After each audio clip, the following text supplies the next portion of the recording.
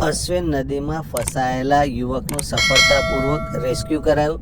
એનડીઆરએફની ટીમે યુવકનું રેસ્ક્યુ કર્યું.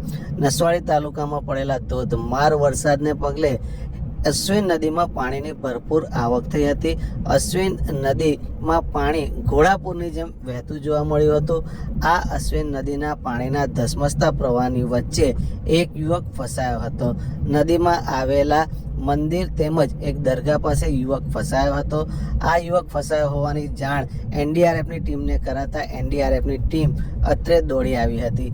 બોટ સાથે આવેલી એનડીઆરએફની ટીમ જાણે દેવદૂત બનીને આવી હોય તેમ આ એનડીઆરએફની ટીમે ધસમસતા પાણીના પ્રવાહની વચ્ચે જઈ અને યુવકને બચાવી લીધો હતો. દેવદૂત બનેલી આ એનડીઆરએફની ટીમે અશ્વિન નદીના ધસમસતા પાણીના પ્રવાહ વચ્ચે ફસાયેલા યુવકનું સફળતાપૂર્વક રેસ્ક્યુ કર્યું હતું. યુવકને સ્વસ્થ રીતે સારી રીતે નદીની બહાર કાઢ્યો હતો.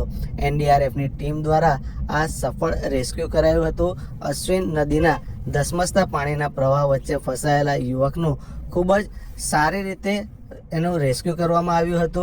एनडीआरएफ टीमें रेस्क्यू કર્યા બાદ જણાવ્યું હતું કે इंस्पेक्टर विजय विश्वकर्मा 6 एनडीआरएफ बड़ौदा से हमारी टीम अभी छोटा उदयपुर में डिप्लॉयमेंट है। आगामी मानसून को देखते हुए यहाँ के कलेक्टर महोदय के द्वारा हमें बताया गया नसवाड़ी गांव में एक व्यक्ति फंसा हुआ है, उसको तुरंत रेस्क्यू करने की जरूरत है। तो हमारी टीम बूंदी से तुरंत नसवाड़ी के लिए मार्च कर रही, जो करीबन 30 किलोमीटर दूरी पे है। और यहाँ पे आके हमने देखा कि व्यक्ति नदी के बहाव में फंसा हुआ है और उसको रेस्क्यू करने के लिए हमने तुरंत कार्रवाई शुरू की। हमने अपने बोट और ओबीएम और लाइफ जैकेट इस्तेमाल करते हुए उसके पास पहुँच स्थापित की और उसके वहाँ सही सलामत रेस्क्यू किया।